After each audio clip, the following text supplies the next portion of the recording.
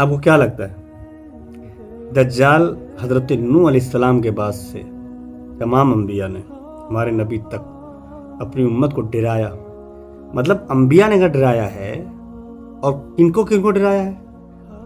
حالانکہ نوح علیہ السلام اور ان کے بعد کے انبیاء یہ جانتے تھے کہ دجال کا زمانہ ہمارے امتیوں کو نہیں ملے گا، مگر پھر بھی ڈرایا، بتایا ان کی فتنے کو، تاکہ اس فتنے کی اہمیت لوگ جانیں کہ وہ فتنہ کتنا شدید ہوگا۔ اور ہمارے نبی نے بتایا اپنی امت کو، اور ملاقات اسی امت سے ہونی دجال کی اتنا شدید ہے کہ شرح کی حدیث کی شرح میں لکھا ہے کہ اللہ جسے بچائے تو وہی بچے گا۔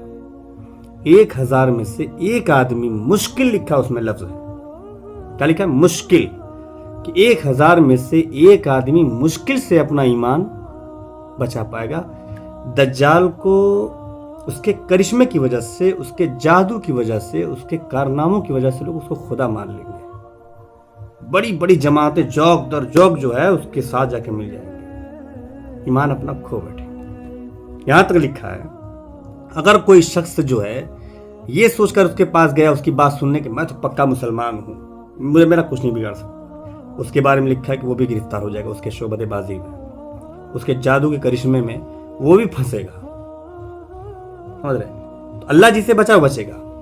اچھا، اب جو ہے کہ یہ آج لاکھوں کروڑوں اربوں مسلمان ہیں روئے زمین پر، اربوں مسلمان ہیں، یہ کیا ہوگا ان لوگوں کا؟ اس کی فکر میں جو لوگ ہوں گے، دجال آئے گا، ایسے فتنے ہوں گے، ایسے اس کے وار ہوں گے کہ زمین سے سبزہ اگائے گا، یہ کرے گا وہ کرے گا، وہ لوگ ایکٹیو ہیں اور وہ اس کے فتنے سے بچیں گے، بچ جائیں گے، کیونکہ ان کو فکر ہوگی اپنے ایمان کی، دجال کے خطروں کا ان کو معلوم ہوگا۔ اب جو ہے اہل ایمان کی تعداد بہت تھوڑی رہ جائے گی۔ ایک حدیث کا مفہوم تو ملتا ہے کہ مسجدوں میں 1000 نمازی ہوں گے، 1000۔ ادھر کیا بولا میں نے کہ 1000 میں سے ایک، مشکل کا لفظ ہے نا، مشکل سے کوئی ایمان اپنا بچا پائے گا، 1000 میں سے ایک، مشکل سے۔ اور ادھر ایک حدیث کا مفہوم ملتا ہے کہ مسجدوں میں 1000 کے اگر نمازی ہوں گے تو ان نمازیوں میں مومن کوئی نہیں ہوگا، اللہ اکبر، مومن کوئی نہیں ہوگا۔ اور ایک حدیث سے اس کی تائید ہوتی ہے کہ حضور صلی اللہ تعالی علیہ وسلم فرماتے ہیں کہ نیک لوگ آگے پیچھے چلے جائیں گے، آگے پیچھے چلے جائیں گے اور بھوسی رہ جائے گی۔ سمجھیے گا، نیک لوگ آگے پیچھے چلے جائیں گے اور بھوسی رہ جائے گی، جیسے جو کی یا چھوہاروں کی بھوسی، اللہ تعالیٰ ان کی مطلقاً پرواہ نہ کرے گا۔ یہ حدیث شریف کا حوالہ جو ہے بخاری شریف کا ہے۔ مطلقاً یہ جو بھوسی رہ جائے گی اللہ تعالیٰ کی کوئی پرواہ نہیں کرے گا۔ یہ جس صحابی سے یہ حدیث روایت ہے، غالباً کا نام مرداس اسلمی ہے، ان سے صرف یہی ایک حدیث روایت ہے، آپ صحابی ہیں۔ اب کہنے مطلب جو کی بھوسی یا پھر چیز اور کوئی ہے جو کسی کام نہیں آ سکتی، جو کی بھوسی کسی کام نہیں آ سکتی، اس سے مراد وہ نفس پرست مسلمان ہیں جن کے صرف نام مسلمان سے ہوں گے۔ اس سے مراد کیا ہے اس حدیث سے کہ نفس پرست مسلمان، اپنی نفس کی پیروی کرنے والے، اپنے نفس کے غلام بن جانے والے، اپنے نفس کی راہ چلنے والے، نفس کی ہر بات مان لیتے ہیں، کبھی نفس کی مخالفت نہیں کی، چلو فجر کی اذان ہو گئی، آج نفس سے لڑ کے فجر مڑ جاتے ہیں، کبھی نہیں۔ ہاں، کبھی ایسا نہیں ہوا کہ چلو رات بہت سویا، آج لاؤ تہجد میں اٹھا جائے اور طاقت لا کے اٹھ جائے نفس سے لڑ کے، نہیں ہوتا ہے۔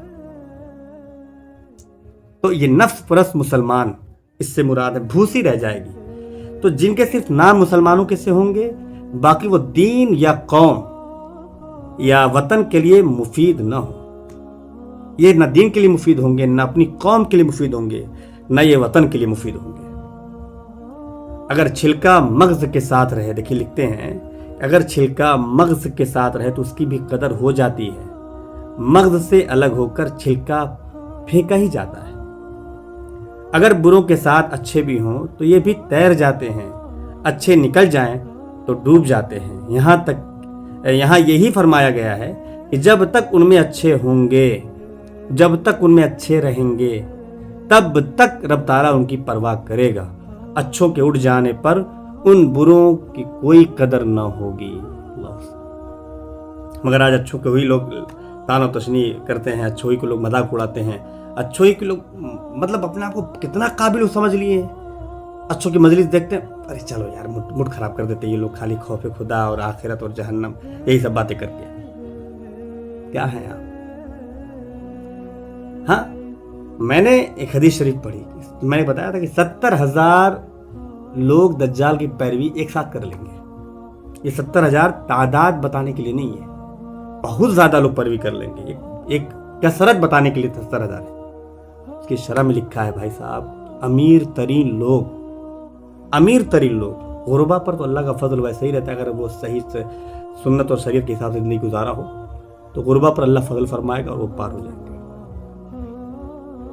मगर नफ्स परस्त जिन्होंने यहूदियों की सी शक्ल बना ली होगी, यहूदियों जैसे बाल रख लिए होंगे, यहूदियों जैसे कपड़े पहन रहे होंगे, यहूदियों जैसा किरदार अदा कर रहे होंगे, यहूदियों जैसी उनके अंदर आदतें होंगी, उनकी बच्चियां बेपर्दा बरहना घूम रही हैं, कोई परवाह नहीं, दयूस बन चुके हैं। गैरों के साथ कहाँ बैठ रही है, क्लास में कहाँ जाकर के किन गैर मर्दों के साथ सट के बैठाया जाता है, इसकी उसको परवाह तक नहीं होगी। उसको इतना दर्द भी नहीं होगा, इतना सा भी दर्द नहीं होगा। तो ऐसे लोग ही के बारे में है कि दज्जाल की 70,000 यानी कसरत के साथ दज्जाल के लोग पैरवी कर लेंगे। इसलिए मुसलमानों, बहुत नाजुक मरहला चल रहा है। आगे मैं इंशाल्लाह एक बात और बताऊंगा, दुनिया के इख्तिताम तक क्या क्या मामलात हो सकते हैं, कैसी कंडीशन बनेगी। इसलिए दुआ करिए हमारे लिए भी और अपने लिए भी। अल्लाह हम सब पर अपना खास फजल फरमाए।